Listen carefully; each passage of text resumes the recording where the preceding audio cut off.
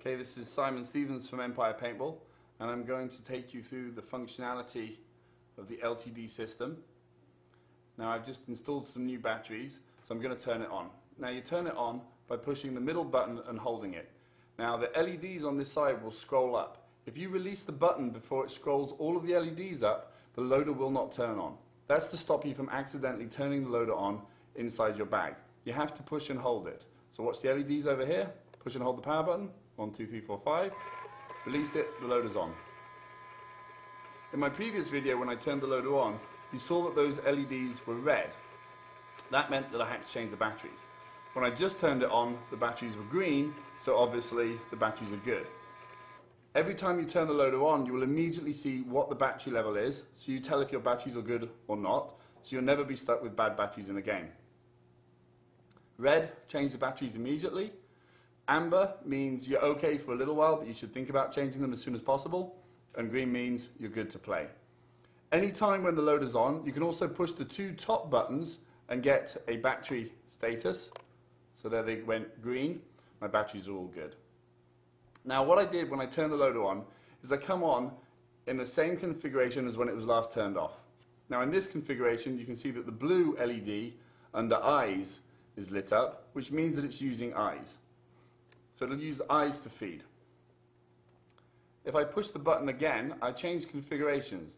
Now my configuration will be indicated by the LEDs on this side. So I push it once, 2 LEDs. Now you see an amber LED up here, and it's now using sound activation to run. And I push it one more time, I'm in configuration 3, and it's now using RF to run.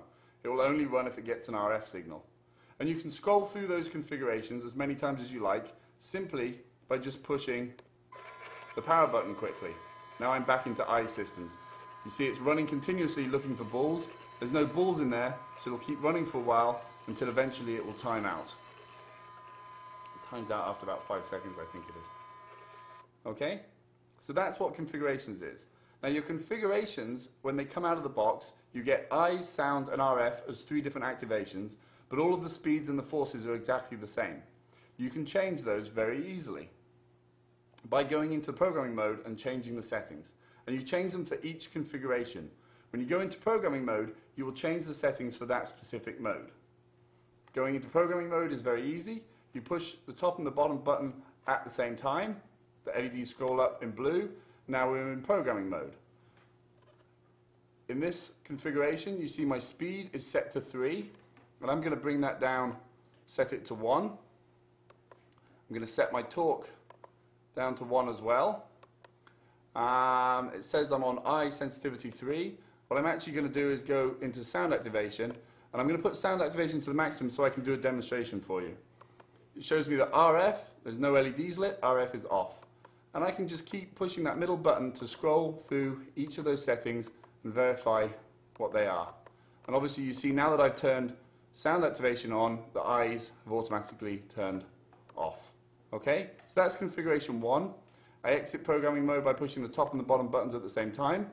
And now configuration 1 is in sound activation. I'm going to push the button once, change to configuration 2, which was already sound activation. Go into programming mode.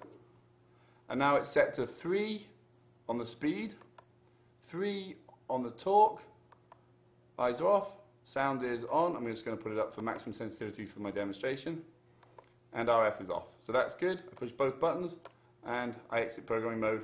I'm still in configuration 2.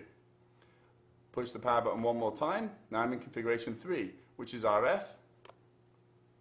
Go into programming mode, and it's set at 3. What I'm going to do is set the power up to 5, set the torque up to 5, eyes are off, sound is off, but I'm going to put the sound up. Now RF is automatically off. Okay, so I've reconfigured my 3 configurations. All configurations, 1, 2 and 3, are all using sound activation. Now this is one of the very interesting and very important things about this system. If I put it into configuration 1,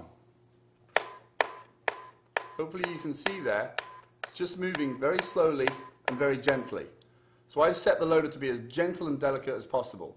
If I go out and I play like this, I'm not going to break any fragile paint, I'm not going to have any problems with barrel breaks, double feeding, breech brakes, those kinds of things. But sometimes if you set your loader too gently, it won't actually feed fast enough or consistently enough for the way you want to play.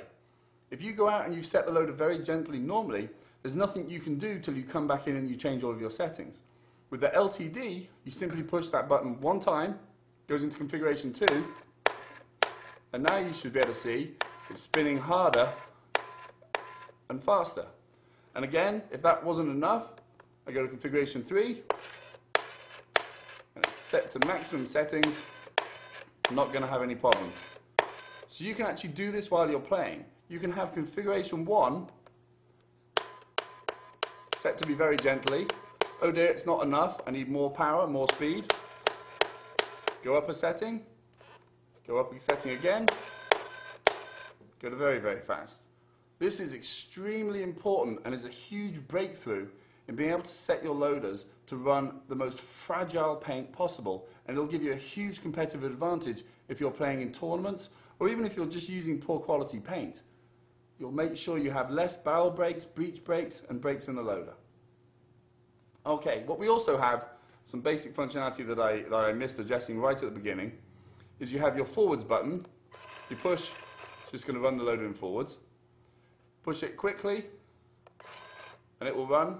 Push and hold it, it will run as long as you hold it, and then stop when you release. But a quick tap, if I can show you, get my finger on the button, will actually run it. So if you're playing and you just tap that button quickly, it will run the loader forwards. Now if you hit the reverse button just quickly, it comes backwards and then forwards. And you see that is an automatic anti-jam clearance. Push and hold it, it will run in reverse as long as you hold the button, and then when you release. Because it's in sound activation, when I release it just stops. If I'm in eye activation and I reverse it, it'll stop, then it will go forwards until it sees a ball feed again. So that's the basic system for the LTD and why it's very, very important. You see your configurations over here, and you can change any of those configurations and any of those setting levels. Sometimes you might find that RF is definitely faster out of the gate. So you'll set up and you'll have RF available, but sometimes with RF signals or with the transmitters, there can occasionally be problems. So you might set configuration 1 to be RF and to be gentle. And you might set configuration 2 to have a little bit more speed, a little bit more force, and eyes. And then as a backup mode, you might set configuration 3 to be higher speed, higher force, and very sensitive sound activation to make sure you always make sure the loader runs when you're firing. But what this system really allows you to do is very simply tune the loader in to give you the best performance possible with the least risk. Thank you very much. Check out more videos to come. Follow me on twitter.com/simonizedpb. I'll be giving you a lot of updates on the latest technology, latest things going on in paintball. Thank you.